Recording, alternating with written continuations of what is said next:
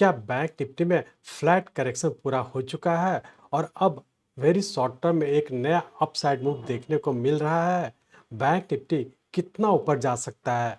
Risk reward को ध्यान में रखते हुए एंट्री कहाँ लेनी चाहिए? स्टॉप लॉस कहाँ लगाना है? नमस्कार दोस्तों, स्वागत है आपका डॉक्टर संजय के यूट्यूब चैनल में। दोस्तों, आज मैं doctor Sanjay Sinha, technical analyst, working on neo web since last 29 years.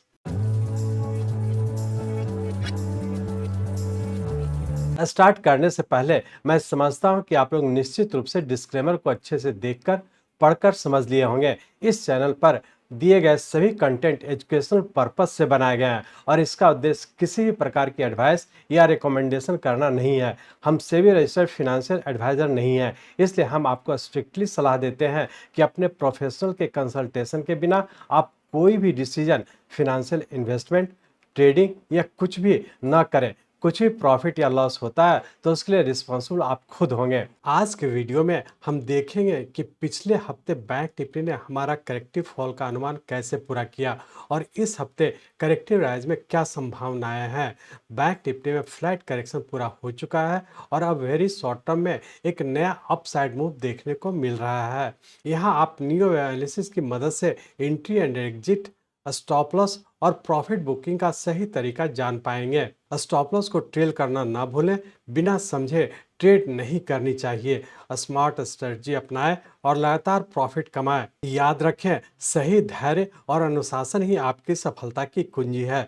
आइए इसे स्टेप बाय स्टेप समझने के लिए चलिए हम लोग चलते हैं बैंक निफ्टी के रियल टाइम चार्ट पर। ये बैंक निफ्टी का हम लोग का डेली चार्ट है। इस डेली चार्ट में हम लोग देख रहे थे कि 26 सितंबर 2024 को हम लोग का एक 13th वेव इम्पल्स वेव के फॉर्म में कंप्लीट किया और उसके बाद यहाँ पे हम लोग का वेरी शॉर्ट टर्म का पैटर्न कंफर्म किया था। ये इंडिकेट किया था कि यहाँ से हम लोग करेक्टिव फॉल में एंटर कर चुके थे, जिसके तहत नीचे का ए, बी और सी वेव, उससे बड़े टाइम फ्रेम का हम लोग का ए वेव कंप्लीट किया और इसका यहाँ से करेक्टिव राइज के तहत जिगजैग पैटर्न में बी वेव इस पॉइंट पे पूरा करने का पुनः सी वेव के फॉर्म में हम लोग नीचे कंटिन्यू किए थे, जिसके तहत हम लोग यहाँ पे देखे थे कि यहाँ पे हम लोग का 13 जनवरी 2025 को हम लोग का एक करेक्टिव सी वेव पूरा किया।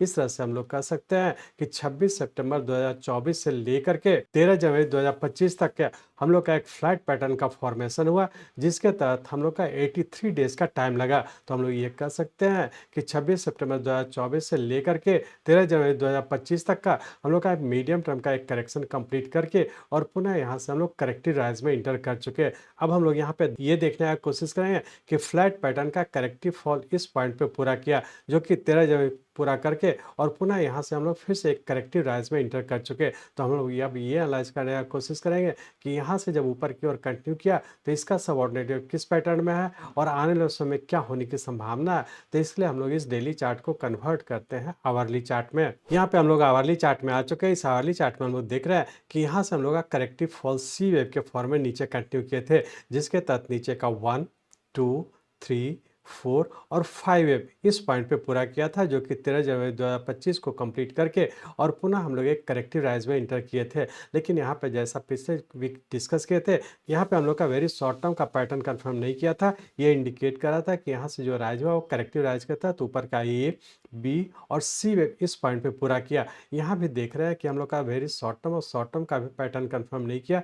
तो यहाँ से जो भी राइज हो रहा है एक करेक्टिव राइज हो रहा है। जैसा पिछले वीक भी डिस्कस किए थे कि यहाँ से सी वेव बनने का, करेक्टिव एक्स वेव बनने का पुनः फिर से एक करेक्टिव राइज में रहने की संभावना है। और एग्जैक्टली हम लोग यहाँ पे देखें कि यहाँ पे सी वेव कंप्लीट होने का एक्स वेव बना करके पुनः फिर से एक नेक्स्ट करेक्टिव राइज में इंटर कर चुका है। तो हम लोग यहाँ पे कह सकते हैं कि बैंक निफ्टी हम लोग का एक मीडियम टर्म का करेक्शन पूरा करने के बाद वेरी शॉर्ट टर्म के एक करेक्टिव राइज में इंटर कर चुके हैं, जिसके तहत ऊपर का ए, बी और सी वेव इस पॉइंट पे पूरा करके और पुनः एक्स वेव बना करके पुनः हम लोग एक नेक्स्ट करेक्टिव राइज में इंटर कर चुके।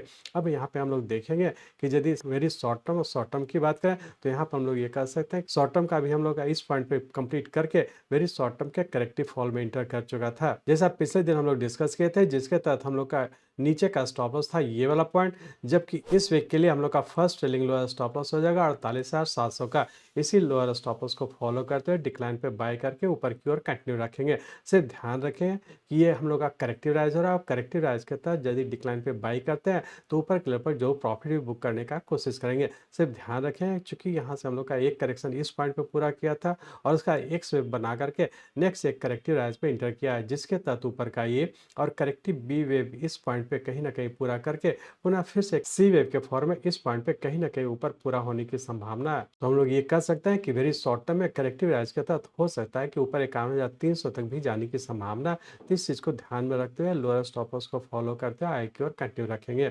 यदि पूरे वीक की बात करें, पूरे वीक के लिए रेंज बाउंड के तहत नीचे का 49,300 और ऊपर का 51,200 इसी रेंज बाउंड में रहने की संभावना। उसलिए नीचे का जो first trailing lower stop loss है 48,700 का, इसी को फॉलो करते हुए हम लोग आगे की ओर कंटिन्यू रखेंगे।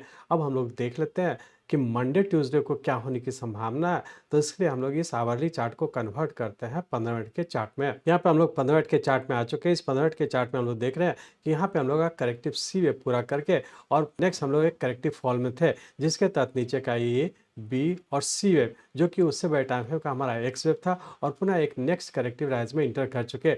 यहाँ पे एक्स वेव बना करके फिर से जब ऊपर की ओर कंटिन्यू किया, जिसके तहत ऊपर का 1 2 3 4 और 5 वेव इस पॉइंट पे पूरा किया, जिसके तहत हम लोग ये कह सकते हैं कि नेक्स्ट एक करेक्टिव ए वेव पूरा करके और यहाँ पे करेक्टिव बी वेव में इंटर किया है, जिसके तहत नीचे का ए बी और सी वेव के फॉर्म में नीचे करेक्शन में रहने की संभावना और हो सकता है कि यहाँ पे इस करेक्टिव राइज का पूरा करेक्टिव फॉल में रहने की संभावना।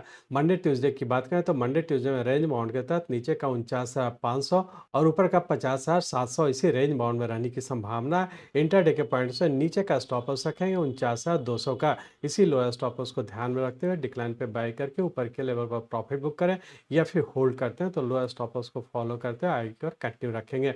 इस तरह से हम लोग देखें मंडे ट्यूसडे के लिए भी डिक्लाइन पे बाय करके ऊपर के लेवल पर प्रॉफिट बुक करते हुए और लोअर स्टॉप लॉस को फॉलो करते हुए आगे की ओर कंटिन्यू रखेंगे। पूरे वीक की बात करें तो पूरे वीक में भी रेंज बाउंड में जब लोअर लेवल पे आने पर बाय करें और वीकली पॉइंट से first trailing lower stop loss 48,700 को फॉलो करते हुए आगे की ओर कंटिन्यू रखेंगे। यहाँ पे सिर्फ ध्यान रखें कि वेरी शॉर्ट टर्म में हम लोग का करेक्टिव राइज है, तो करेक्टिव राइज के तहत ऊपर के लेवल पर जो प्रॉफिट भी बुक करें और ट्रेलिंग स्टॉप लॉस को फॉलो करते हुए आगे की ओर कंटिन्यू रखेंगे। सिर्फ यहाँ पे ध्यान रखेंगे कि यहाँ पे हो सकता है कि करेक्टिव राइज में है तो करेक्टिव राइज में वेव को भी फॉलो करते हुए आगे की ओर कंटिन्यू रखेंगे। अंत में मेरी सलाह है, फर्स्ट, पहले से मौजूद ट्रेड्स के लिए लोअर ट्रेलिंग स्टॉप लॉस का इस्तेमाल करें। सेकंड, इस हफ्ते के लिए नीचे के लेवल पर नई लॉन्ग पोजीशन लेने के लिए 1:2 या 1:3 का रिस्क रिवार्ड रेशियो फॉलो करें। थर्ड, पैटर्न कन्फर्मेशन रूल को फॉलो करते हुए करेक्टिव राइज वेव के खत्म होने का इंतजार करें। थैंक यू दोस्तों, आपने वीडियो देखने के लिए समय निकाला। हर एक मूव पर अलर्ट रहना ट्रेडिंग का एक हिस्सा है और मेरा यही एम है कि मैं आपको हमेशा अप टू डेट और इन्फॉर्म रखूं। मिलते हैं अगले वीडियो में एक नए एनालिसिस के साथ। तब तक के ट्रेड सेफ, स्टे अलर्ट।